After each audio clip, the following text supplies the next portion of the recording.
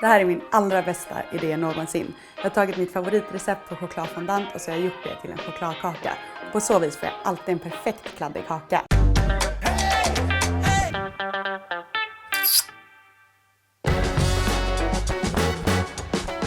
När man bakar med choklad så tänk på att välja en choklad som är god i sig själv. För då blir den också god i kakan. Så det jag vill säga är egentligen att lägg någon extra krona på kvaliteten.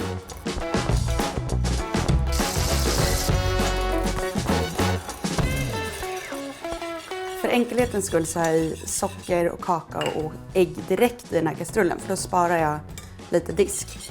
Och anledningen till att jag börjar med sockret är för att få ner temperaturen lite. För om vi har i äggen direkt så kan ju de börja tillagas. Nu ramlade det såklart ner lite äggskal här, men det är bara att fiska upp. Det man verkligen inte får glömma när man bakar, det är att passa på att spana in de otroligt härliga ingredienserna och grejerna som uppstår. För det är därför man blir lycklig av att baka när man ser sånt här. När jag bakar så har jag alltid ett bakplåtspapper istället för att smöra och bröda formen. Det är dels för att jag är lite lat, så då slipper jag liksom diska formen så noga efteråt. Men också så blir det lättare att lyfta ur kakan sen ur formen. Dessutom blir det lite snyggare för man får lite så här rustika kanter på det. För att göra den här chokladkakan extra god så ska vi i kolasås. Och det finns egentligen ingen anledning till att koka den själv. Utan man köper helt enkelt en burk karamelliserad mjölk och sen har man i lite flingsalt så blir den så gott som hemgjord. Om möjligt kanske även lite godare. Salt är ju också hemligheten bakom ett lyckat bakverk. För att saltet tar fram sötman och allting.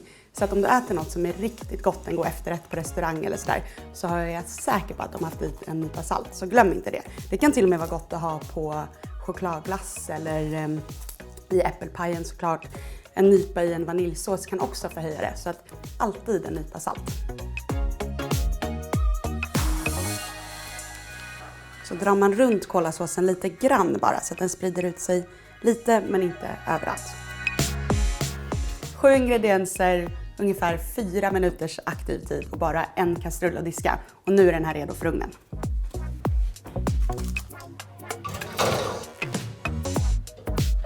Nu är jag väldigt sugen på att hugga in på den här kakan. Men innan jag gör det så måste den svalna och sen gärna vara en sväng i kylen så att den är helt kall när man serverar den.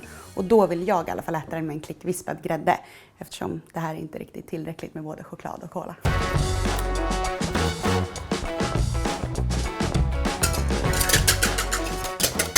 Det är lite nördigt men det blir också lite godare att vispa grädden för hand. Och för att man ska orka vispa mycket grädde för hand så börjar man med en liten mängd och när den är fast då häller man i resten. Då går det ganska snabbt.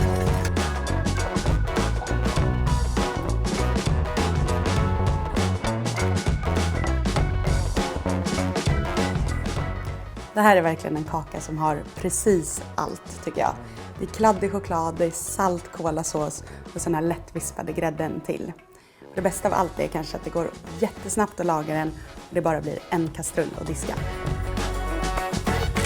Den här bilden hittar ni på min Instagram och hela receptet finns såklart på jessicafrey.se.